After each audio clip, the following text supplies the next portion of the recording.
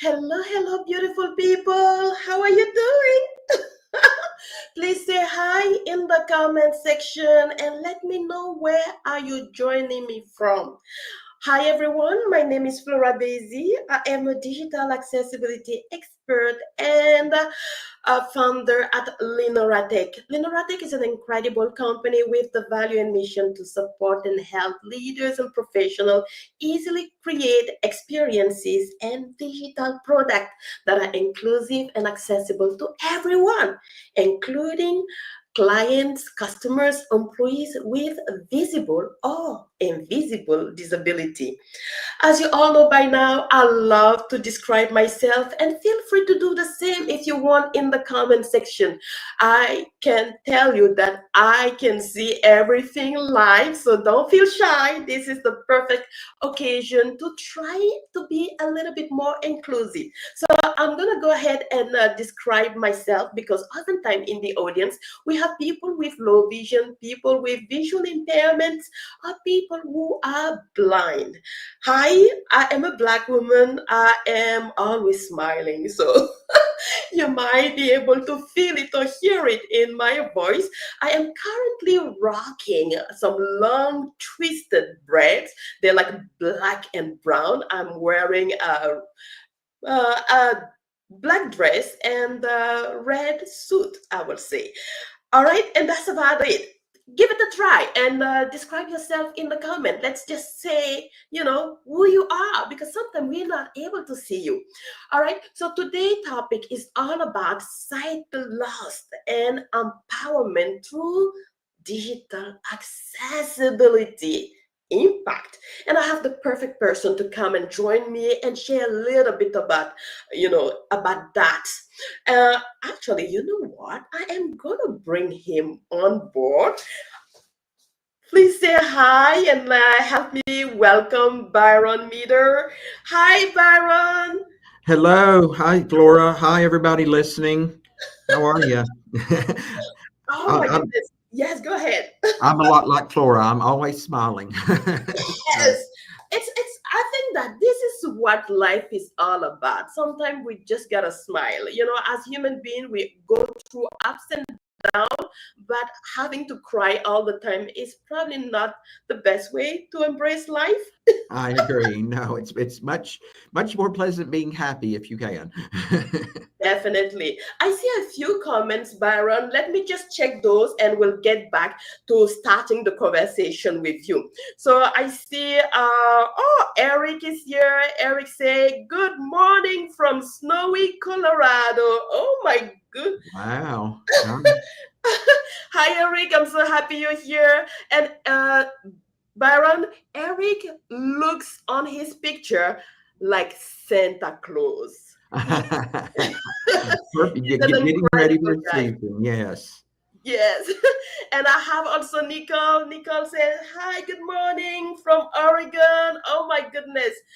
Hi, Nicole. We're so happy you're here. Good morning. I see Eric said he is describing himself actually. That's good. I am a 74-year-old with a big white Santa beard. Here you Nice. have it. So, Yes. but before we start the conversation, really, I had a chance to meet Byron, and like he said, he is always smiling. When he told me about his journey, I was like, absolutely, Byron, you need to come and share with my audience.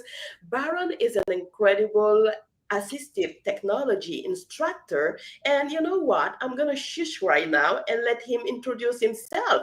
Baron, please can you tell us who you are and why you're passionate about what you do? Sure.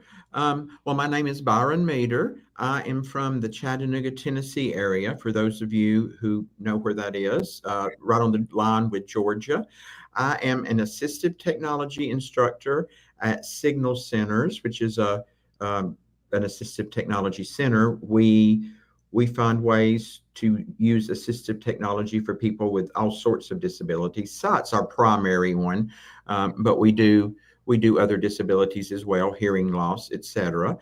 Um, I teach screen readers. I teach voiceover on the iPhone and the iPad. I teach JAWS on a Microsoft Windows based computer. I can teach Chromevox on the Chromebooks.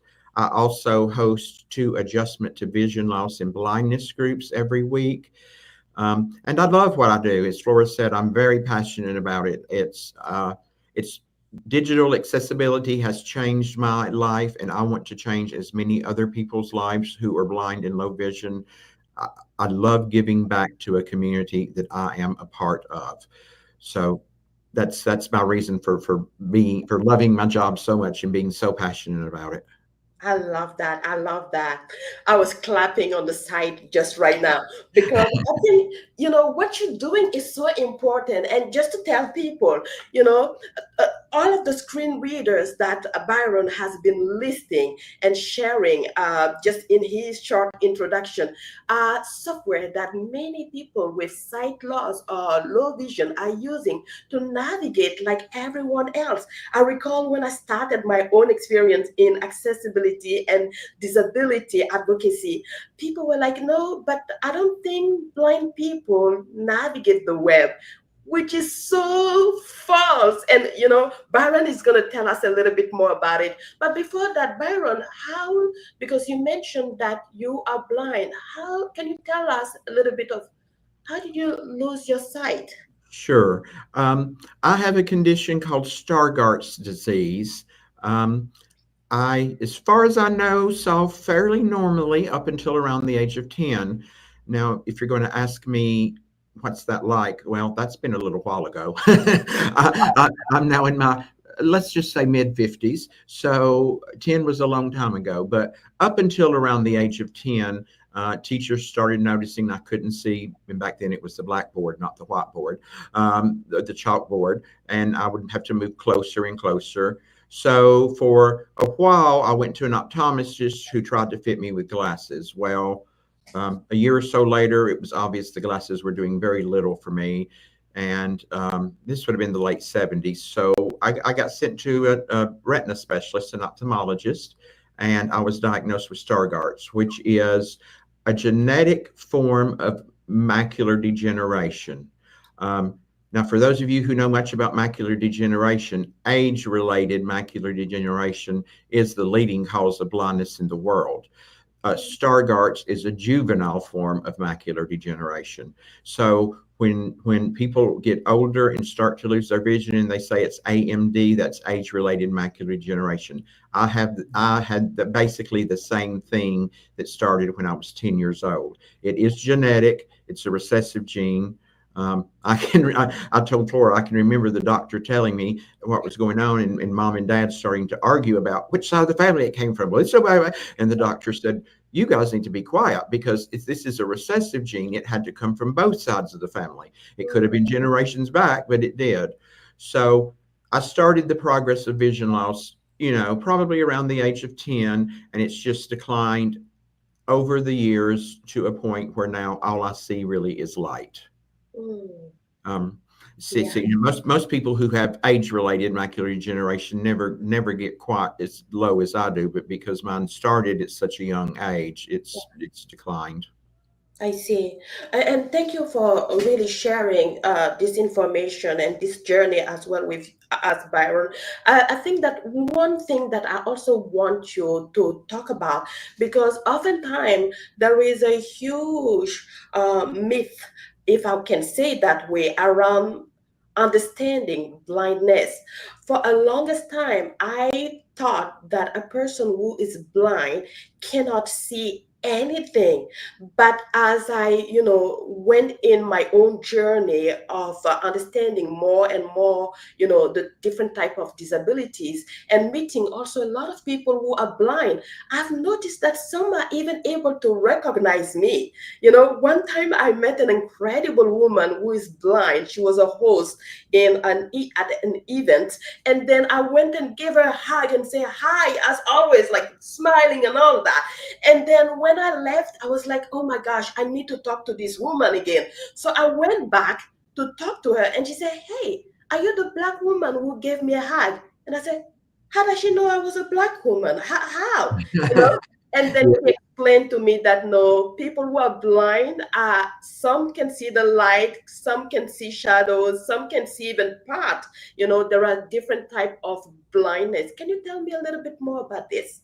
Yes, yes. There's a video out there, and it's called "Blindness is a Spectrum." So it depends on how you want to classify yourself, I guess. The National Federation of the Blind, which I'm a part of, just says, say you're blind, and if somebody asks, well, you can see this, well, then explain that blindness is a spectrum. Legally, if your sight is less than 20 over 200, which means you see 1/10 of what the average person sees, and that's the best corrected you can get to with glasses, then you are legally blind. So 2200, when I had 2200 vision, I could still hold a regular size print newspaper or paperback book or book in front of my face, but I'd have to hold it very, very close, like at the end of my nose to read it. Mm-hmm. So as my vision declined, when I was down to like 2800, I would have to wear magnifiers, which you couldn't walk around in, but I could still hold the. It was 32 magnification level. I could still put that down on the book and read it. You couldn't walk around with that because everything would be 32 times magnified and you would fall. Um, so that's you. There are many different levels. 2200, which, like I said, is defined as legally blind, is still pretty blind. I mean, it's you can't drive.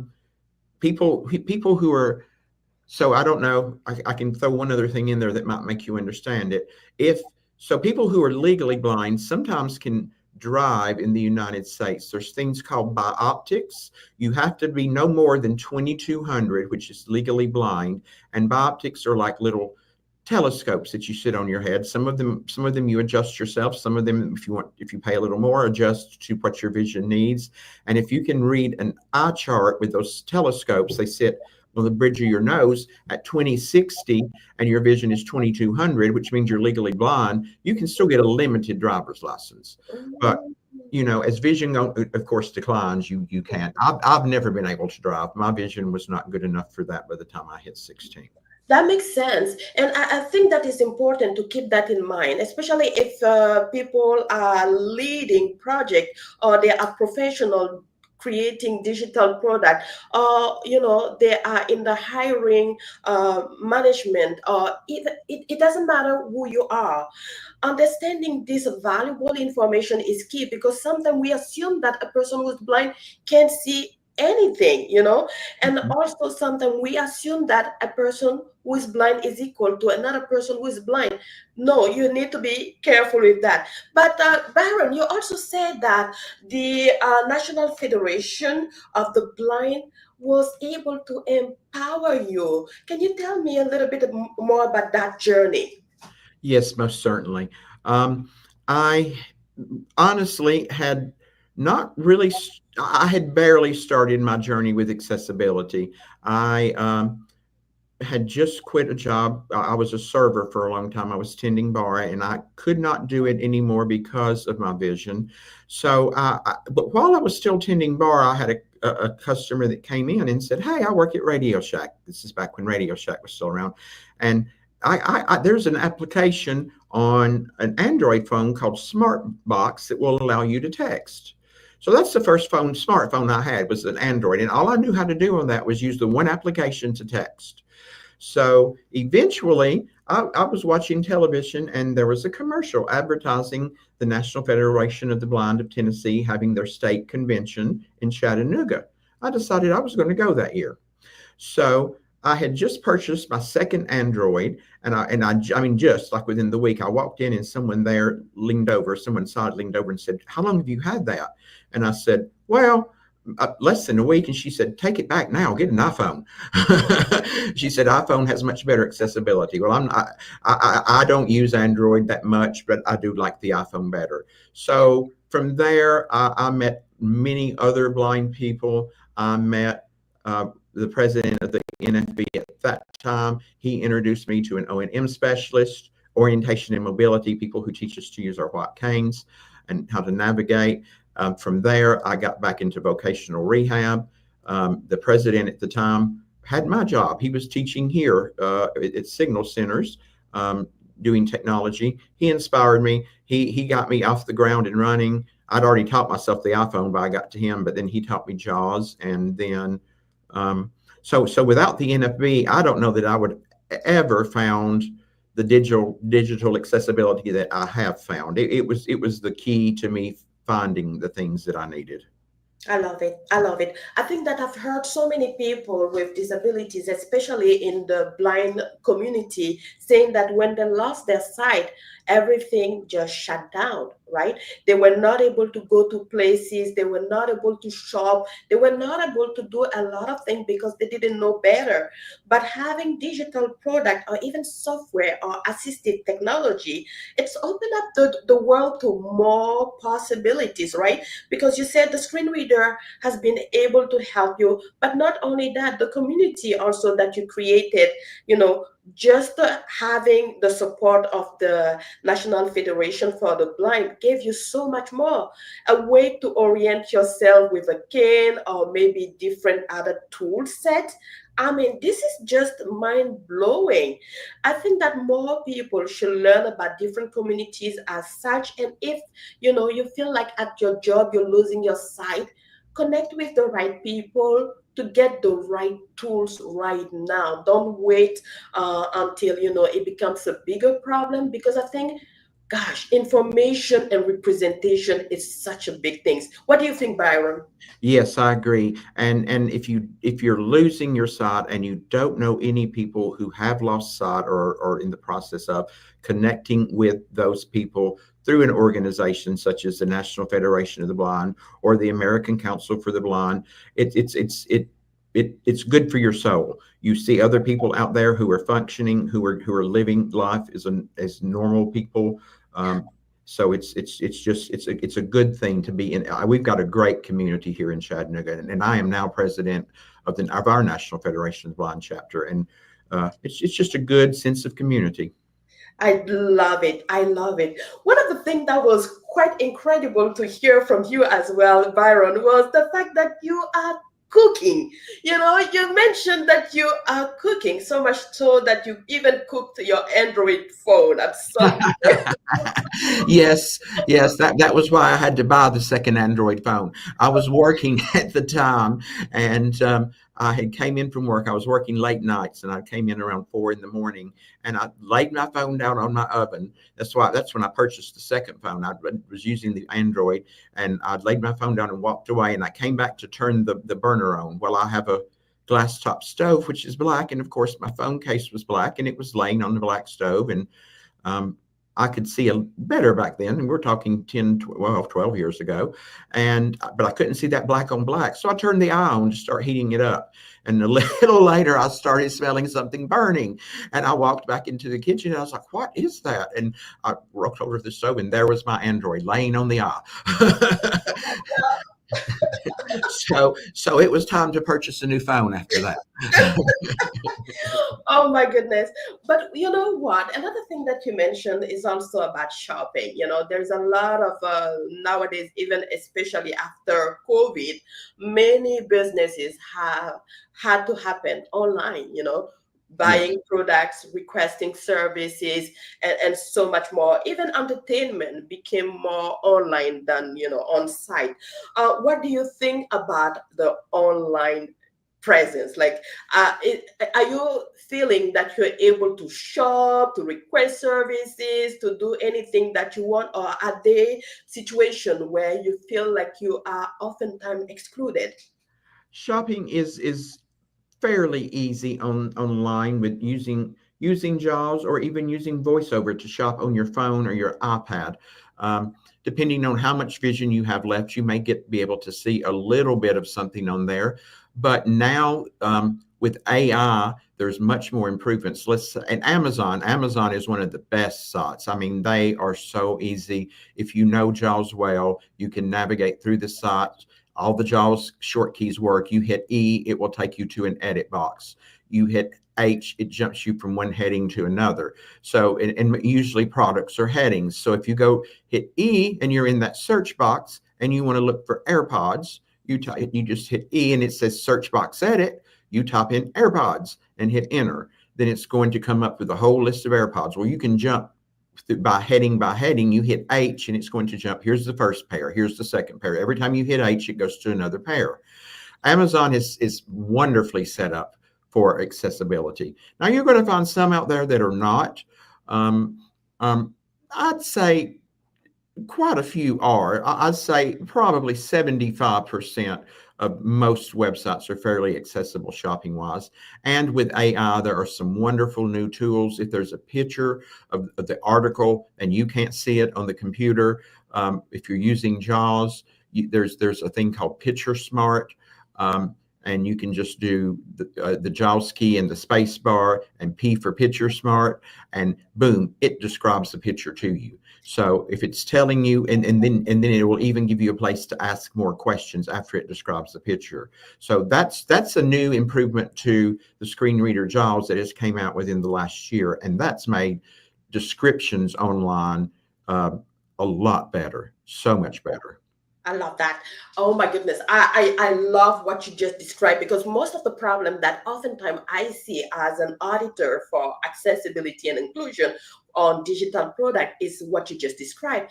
Like the headings are all over the place because most people are using the headings to design the look and feel instead of creating a very well understanding outline, which are really relevant to people who are using the screen reader, because that's easy to know the hierarchy or where the contents are and the relevance as well. I really love that. And I also love the fact that the 80s assistive technologies are improving, adding more description. That was not there before. So we have been asking most of the developers or creator to provide an alternative text.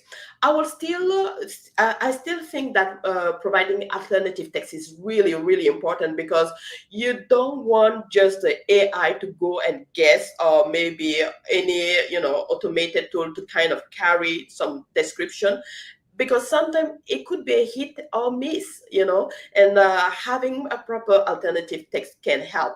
Is there something else that you feel like you want to share with us, Byron? And I see, sorry, just 1 minute, I see Dr. Rocky also came in. Hi, Dr. Rocky from Ottawa. Again, guys, if you have any question right now for Byron, feel free to ask the question. If you have any thought, share. If you like what you're hearing, give us a thumbs up. Reshare the even with people in your own network. I see someone else saying something. Brian Matthews. Hi, Brian. He said, great discussion, Flora and Byron. Thank you for sharing your experiences and giving me a greater understanding of challenges people encounter. Oh my goodness.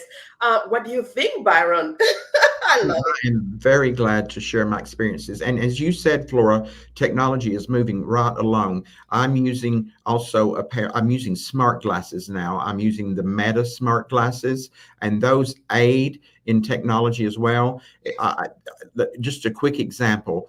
Sometimes a device you have is not accessible, like the Photos app on Apple devices when they did the first update to iOS 18 had some buttons that were not labeled. I put on my Meta glasses and said, what am I looking at? And it told me, you're looking at the Photos app opened on a smart tablet. And I said, can you read the buttons? The glasses read the buttons to me, which were not accessible on the tablet. So, and those are incredible devices. If you guys have heard of them, the Meta smart glasses, they're Ray-Ban smart glasses. They're very cool looking. They don't look like you're wearing something funny or odd, and they have a camera on it. And they run between $300 and $400 US. So for that kind of technology and Ray-Ban glasses, they're an excellent tool. Oh, I love it. Thank you for sharing. I think that this is the thing, we live in a digital space, and the digital spaces, it's supposed to level up, or, create a playing field of opportunity for everyone, including people with disabilities. So I love what you're sharing, because I've heard also about a woman who went shopping, but she couldn't tell the difference between the different can of food that she was touching, and having glasses like that to have a proper description, it's going to be so much helpful. I definitely encourage everyone in any space to always level up and understand also the needs of people with disabilities and the technology that are out there. This will help you create more inclusive experiences for all users. I mean, Byron, you said you're cooking, and I was like, what? Because people feel like someone who is blind cannot cook. But do you have any other hobbies that you do that you are enjoying as well? Oh, yes. I have done tandem bike riding, which we have offered here in Chattanooga during the summer. Which, if you don't know, that's a bicycle built for two. Basically, the person in front steers and tells you when to pedal and not pedal and which way to lean. Love that. Love tandem bike riding. I do. I do a lot of movie watching through Audio Vault, which has movies with audio description. I also read a lot. There's Bard, which is Braille audio reading downloads, which is free for anyone that is blind or visually impaired in the U.S. And you can download books to your phone, your computer, your pad, anything like that. Um, I do a lot of Facebooking. I'm a Facebook junkie sometimes. Um, and I I guess love it. I that. love it. So I mean, whenever we create, again, gosh, whenever we create product, just make sure that everyone is included. You know, as Byron said, the ability to receive the information can be done. You just, on the other hand, has to have to make sure that the products are inclusive and accessible as much as possible, because guess what, people with disabilities oftentimes are using 80s assistive technology to to access the information, the product, the services, and even the experiences that you have. I mean, the tandem bike riding, I love it. And it used to be like for family, right? You have someone behind, but it's also very useful for people who are blind or people with disabilities, any disability. I love it. Yes, lots of fun. Yes, and that organization does things throughout the rest of the year too when the weather's a little chillier. So they do inside rock climbing and all kinds of stuff for people with so Oh gosh, I love it. You know what, Byron? I'm gonna be your friend for a long time. I need to I learn hope a lot so. of more things. So, Byron, where can people get to connect with you if they have any question, or if they want to invite you for speaking engagement? Sure. Okay, well, my email, you're most welcome to reach out to me at my email address, and that is my name, Byron, Byron underscore Meador, M as in Michael, Eador, at signalcenters.org, signalcenters.org. Um, Also, if you can, anybody can feel free to call me and just say, hey, I need some help, point me in the right direction. My phone number is 423-838-2922. And if I of course can receive text messages, so text or call. And also, if you just a quick wrap up, reach out to vocational rehab in your area or blind services. I realize we're broadcasting in Canada as well as the U.S., so I don't know what the services there are like. But vocational rehab, if you're thinking I want to go back to work, they'll provide all the training for you. If you're thinking, maybe not so much want to go back to work, reach out to blind services. They'll give you some training, but not as much. Yeah. I love what you're sharing, because I think that knowledge is empowerment. And I know that knowledge can also help people strive uh, in any spaces. So, really, I am thankful that you are sharing so much with us. You even share your phone number. Ah, you are a cool guy. I mean, guys, what do you think about Byron? Drop it in the comments. Now it's time to wrap up, and I want to say thank you, Byron, for joining me, and thank you, everyone, for jumping in the conversation, for sharing your thoughts. If you have further comments or question, leave it in the comment section. We will go back and see that, or you can connect with us directly. Baron, thank you so much for joining me today. You are so welcome. It's been a pleasure. Bye, everyone, and see you next week. You want to tune in for another great conversation where we are going to break silo and make sure that accessibility is everyone's business. I just love it. Bye, everyone. Bye, guys.